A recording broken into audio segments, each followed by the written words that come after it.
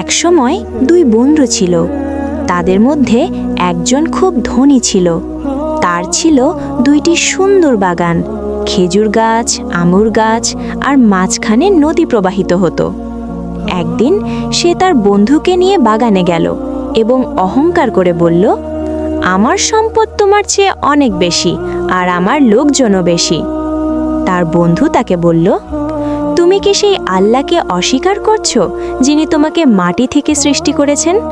সে আরও বলল, তুমি যখন বাগানে প্রবেশ করো তখন বলো, মাশা আল্লাহ, লা কুয়াতা ইল্লা বিল্লাহ, অর্থাৎ আল্লাহ যা চান তাই হয়, আল্লাহর সাহায্য ছাড়া কোনো শক্তি নেই।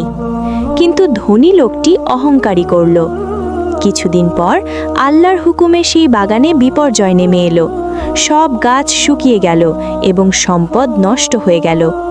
তখন সে আফসোস করে বলল, হায়, যদি আমি আমার রবের সাথে কাউকে শরিক না করতাম।